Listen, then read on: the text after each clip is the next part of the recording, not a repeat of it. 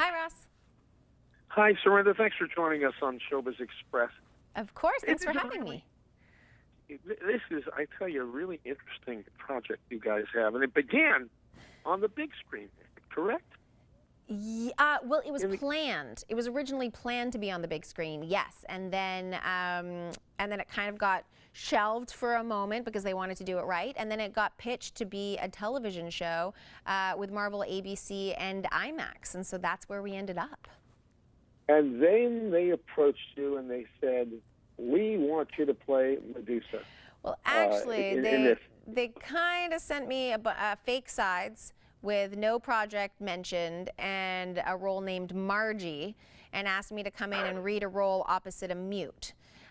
So it wasn't exactly really? It was a very secretive process, obviously.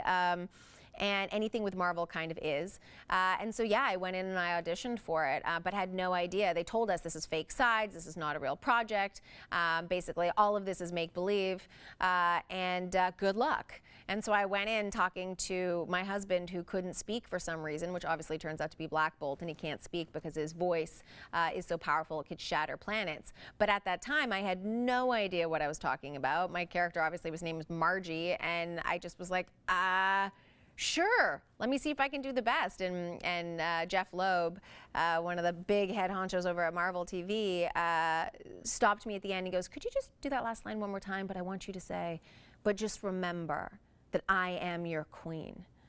And I paused and I was like, I don't know who Margie is, but I love Margie. She is so cool. And it wasn't until about a month later that I found out it was actually Marvel's Inhumans. What happened? Bring us through this. What happened when you found out? Now you're learning what this really is, and you say what? I can't say that on air because it is all filled with expletives. I basically had a very high pitch, kind of like moment, and was so thrilled, and then sweared a bunch, and then made that noise again, and then sweared some more. But yeah, to be part of the Marvel family is incredible. You know, the Inhumans have been around since 1965, so it's such a rich history there to be able to explore, and Medusa is one of my favorite characters. So yeah, I lost my mind a little bit. I definitely celebrated. I grabbed my dog, probably squeezed him a little too tightly, and then started packing my bags because it was, I think, 2 days before I was in Hawaii. And at that point, what did your husband say? I don't have a husband. Oh, I have a husband on the show. But yes, not in real life. My dog. No, I know. My dog was just technically my husband. But yeah, at that point, I realized, oh, this is why my husband didn't say anything. It's because he's Black Bolt and because he can't say anything. And so I realized that, oh, the work that Medusa and Black Bolt did to develop a language, myself and Anson Mountain was going to have to do to be able to support and bring these characters to life and do justice to them. We were going to have to put in a lot of work and build this communication between the two of them.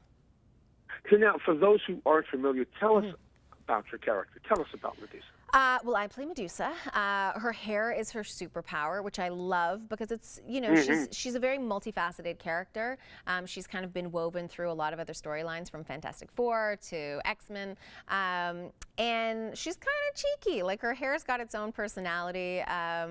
She's a very, very powerful and very strong woman. But what I love about her is that her hair is, you know, her superpower is gender specific. So she has this thing that normally is considered beautiful, and lots of it, and it's flowing and it's gorgeous. It's this long red mane, but it's her superpower, and it is super powerful. You know, it can protect her. It can throw people across the room. There's a scene where you see me fighting, and there was a conversation about, like, how much movement do you think she would have? And I was like, I think for this, I think she would be dead still. These people are not a threat to her. Her hair can take care of it. And, you know, you have to have a stiffness in your body to make sure that you can support what the hair is doing. But I was like, apart from that, she is ice cold, she is stone still, and she is handling her business with her hair. She's the queen of the Inhumans, so she has this sort of regal sense about her that you see kind of throughout the season. She tries to hold on to in the face of a lot of trials and tribulations. And a couple more questions. The challenges for you in playing this role. have been what? What's been the tough part, the challenges that you've encountered? I think one of the major challenges is adjusting the amount of shampoo I use now that my head is shaved. I definitely overused shampoo for a while, and then I realized this was the best thing ever because I can use one bottle of like hotel shampoo for like 6 months. So score on that. But I think it was also I was shooting another show at the same time. It was called Ballers, and so I was switching between the two different characters, and they're very different. They are both very strong women, but they're very different dynamics and very different storylines. So being able to track the two of them at the same time was a little difficult, but obviously my pleasure. It's kind of a dream come true when you get to work with two powerhouses. But for Marvel specifically, I think it was making sure that I did justice to this character. You know, she's been around for such a long time, and fans absolutely love her, and they have a history with her, and honoring that and being really adamant about making sure that I'd done my due diligence and that I knew who she was, but that I was picking a precise moment to play her so that it wasn't all over the place and I wasn't trying to shove 50 years of history into one moment, that I picked a personality trait and a moment she was going through, and then was really I tried to be as honest as I could with that moment for her. That and, you know, a 4-pound wig was, you know, that was a little difficult, but again, when Marvel asks you to do it, you do it. That's just how it goes. By the way, you mentioned Ballers. I mean, you've got quite the background, from Supernatural to Smallville to Psych to Reaper to Hawaii Five-0. You like to act, and you act a lot, don't you?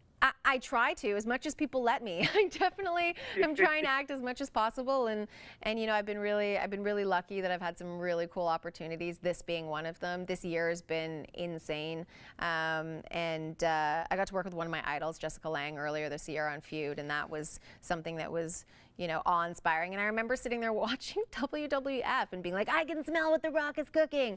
And then literally I was like, no, I can smell what he's cooking. He's in the trailer next to me now on Ballers. I can actually smell what Dwayne is cooking. So it's been this really cool kind of revelation of my life and how things have come full circle. And you know, I started my very first speaking guest star big role was as a superhero.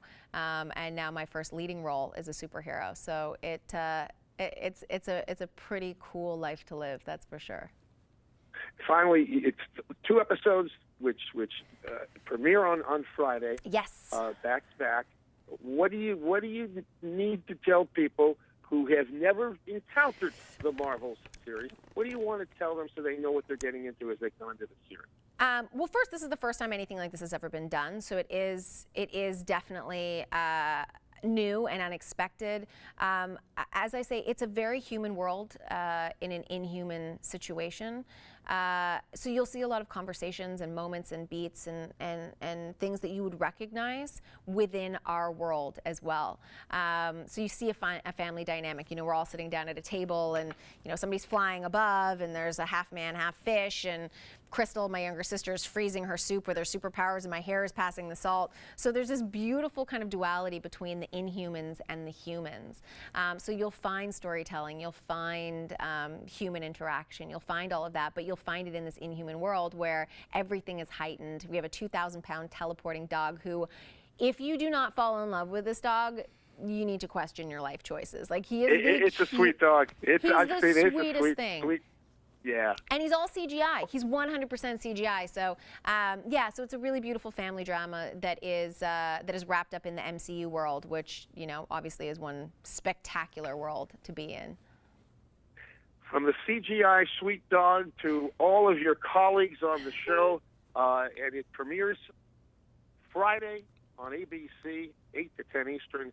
We wish you much success, Serinda Swan. Thank you Marvel's so much, Ross. Inhumans. Thanks for joining us on Showbiz Express. Thanks for having me. Bye-bye.